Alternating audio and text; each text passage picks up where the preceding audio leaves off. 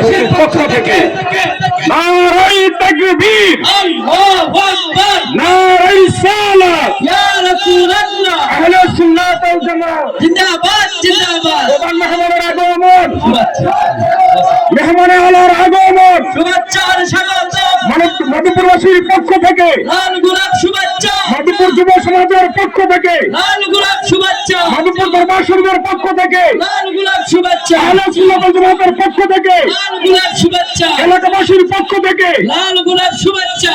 সম্মানিত উপস্থিতি, বসে যাই।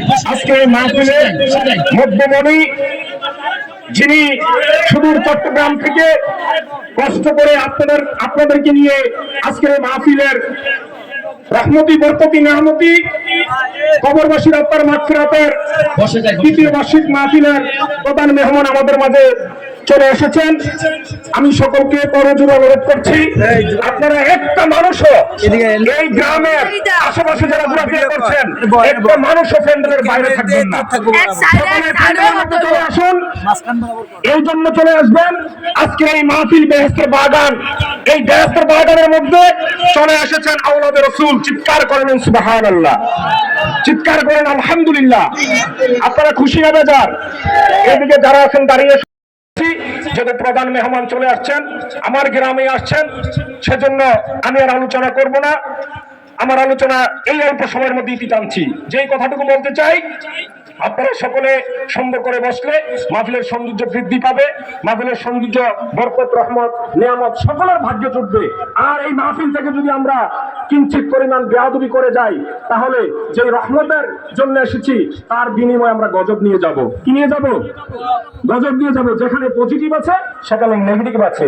আমরা পজিটিভ যদি চাই তাহলে আমাদের মধ্যে আদব থাকতে হবে, আমাদের মধ্যে আখলাক থাকতে হবে, আমাদের মধ্যে ধৈর্য থাকতে হবে। আমি বলবো হুজুর যতক্ষণ পর্যন্ত আলোচনা করবেন ততক্ষণ একটা তাদের আওয়াজ এরকম হওয়ার কথা কি? আপনারা বলেন কথা কি এরকম হওয়ার কথা? তাইলে আমরা জমিনে আছি, আমরা কবরে যাইনি এখনো। আর যারা কবরে আছে তাদের আওয়াজ করার কোন সুযোগ, যত বড় তাকবীর দেই, ওর নারায়ে রিসালাত করি, আল্লাহু আকবার বলি, তারা কি তাকবীর দিতে পারবে? পারবে না। তাদের সেই ক্ষমতা চলে গেছে। আর আমরা আমাদের জীবন দশায় আমরা এমন একটি মাহফিলে বসেছি, সেই তাকবীর হয়ে যাবে কাল কিয়ামতের ময়দানে নাজাতের ফয়সালা। চিৎকার করবে আলহামদুলিল্লাহ।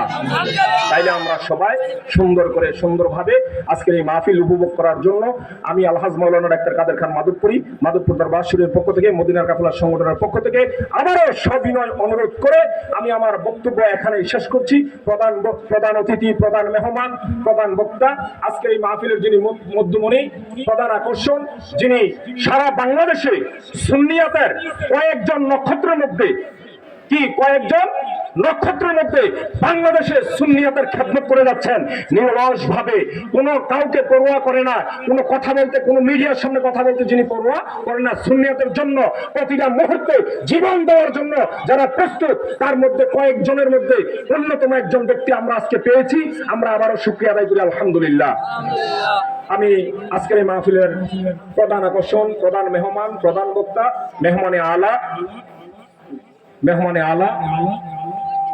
বিশিষ্ট আলেমে দ্বীন, মুজাহিদে আহলে সুন্নাত, সারা বাংলাদেশে আলোড়ন সৃষ্টিকারী নয়, সারা পৃথিবীতে যার ভক্ত আছে, যার পৃথিবীতে সারা পৃথিবীর যিনি আলোচনা শোনেন, এমন একটি আজকে আমরা আওলাদ রসুল পেয়েছি। আলহাজ মাওলানা সৈয়দ মোহাম্মদ মোকাররম বারী পীর সাহেব কেবলা সাজ্জাদানশীল, বারিয়া দরবার শরীফ চট্টগ্রাম, হুজুরকে আলোচনা করার জন্য বিনয়ভাবে অনুরোধ করছি। আসসালামু আলাইকুম ওয়া রাহমাতুল্লাহ।